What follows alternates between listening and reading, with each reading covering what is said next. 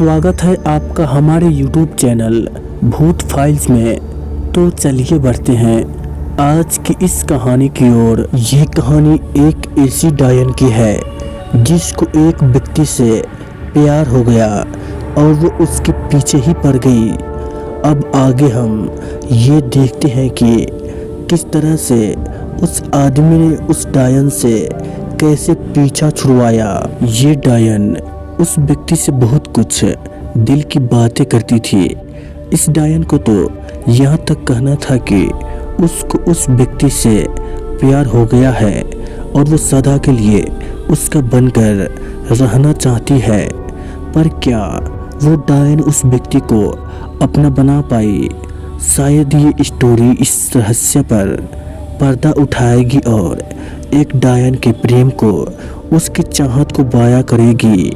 हाँ, पर इतना ही नहीं, मैं बता दूं कि ये कहानी मैंने उस व्यक्ति से सुनी है जिसके पीछे वो डायन पड़ गई थी। हाँ, मतलब प्यार में। एक दिन जब मैं उस व्यक्ति के पास बैठा भूत प्रेत के बारे में जानने के लिए बहुत ही उत्सुक था, तो उस व्यक्ति ने ये कहानी मुझे बताई। आप भी सुनिए, डरना मना है। ये कहानी आज से 45-55 साल पहले की है, जब गांव के अगल बगल में बहुत सारे पेड़ पौधे झाड़ियाँ हुआ करती थी। जगह जगह पर बांस का बगीचा, महुआ का बगीचा, आम आदि पेड़ों के बगीचे आदि हुआ करती थी। गांव के बाहर निकलने के लिए कच्ची पकड़ियाँ थी, वो भी मौज पौधों से घिरी हुई। ये कहानी जिस समय की है, उस समय सुनहरी बाबा जवान थे और चिक्का कबड्डी दौड़ आदि में बढ़ चढ़कर हिस्सा लेते थे और हमेशा बाजी मारते थे। अरे भाई, कबड्डी खेलते समय अगर 3-4 लोग भी उन्हें पकड़ लेते थे तो सबको खींचते हुए बिना सांस सुनहरी बाबा लाइन छू लेते थे। सुनहरी बाबा के घर के आगे लगभग 300 मीटर की दूरी पर उनका खुद का एक आम का बगीचा था, जिसमें आम के लगभग 14-16 पेड़ थे और इस बगीचे के एक कोने में बसवाड़ी भी थी, जिसमें बांस की 3-4 कोठियाँ थी। आम का मौसम था और इस बगीचे के हर पेड़ की डालियाँ आम से लटक कर झूल रही थी। दिन में सुनहरी बाबा के घर का कोई व्यक्ति दिन भर इन आमों की रखवाली करता था, पर रात को रखवाली करने का जिम्मा सुनहरी बाबा का ही था। रात होते ही सुनहरी बाबा खाने के बाद अपना बिस्तर और बांस खटिया उठाते थे और सोने के लिए इस आम के बगीचे में चले जाते थे।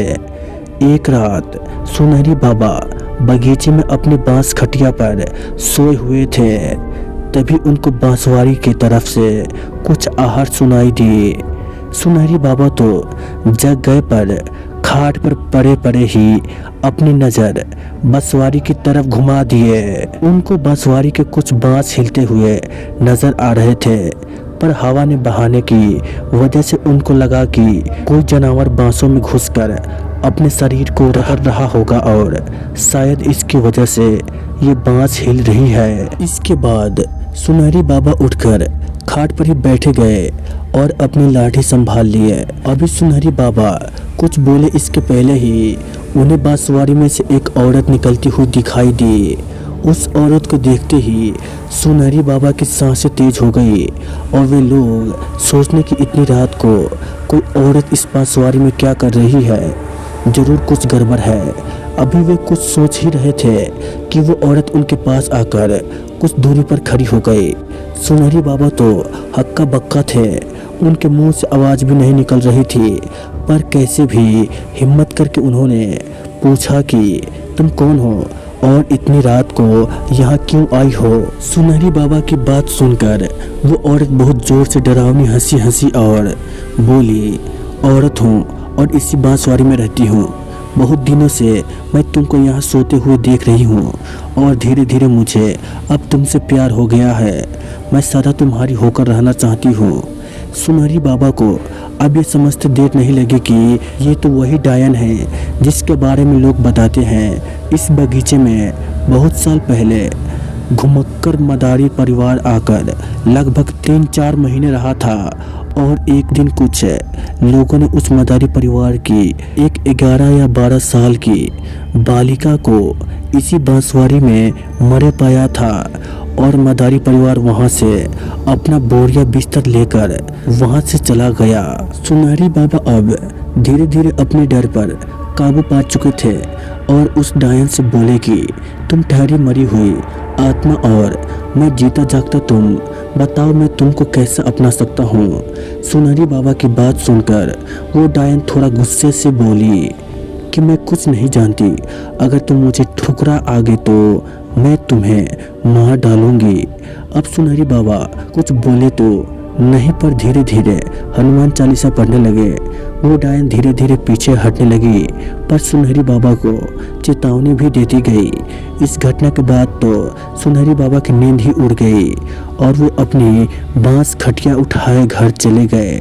दूसरे दिन रात को सुनहरी बाबा ने बगीचे में न सोने के लिए बहाना बनाया और घर के बाहर दरवाजे पर ही सो गए। और ये क्या, रात को उनके अचानक नींद खुली। सुनहरी बाबा फौरन जग गए और उस औरत से लगे पूछने की कौन हो तुम।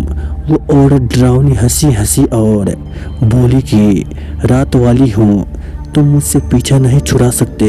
अब प्रतिदिन रात को वो डायन सुनहरी बाबा के पास आने लगी और सुनहरी बाबा चाहते हुए भी कुछ न कर सके। इस घटना को चलते 20-25 दिन बीत गए। अब सुनहरी बाबा में पहले वाली ताकत नहीं रही, वे बहुत ही कमज़ोर हो गए थे।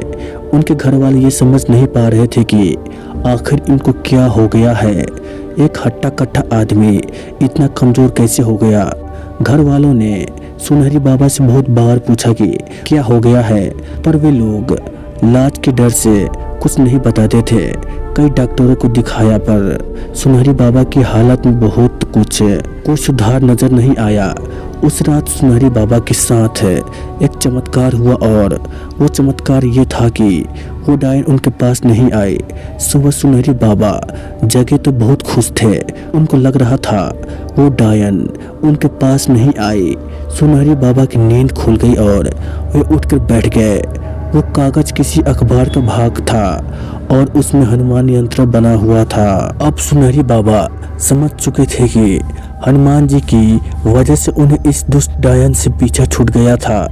दूसरे दिन नहा धोकर सुनहरी बाबा मंदिर गए और वहां से एक हनुमान का लॉकेट खरीदकर गले में धारण किए और हनुमान चालीसा को सिर के पास रखकर ही सोते और अब आम के बगीचे में सोना भी शुरू कर दिए थे। हाँ, पर वे जब भी अकेले सुनसान में उस बांसवाड़ी की तरफ जाते थे उस डायन को रोता हुआ ही पाते थे।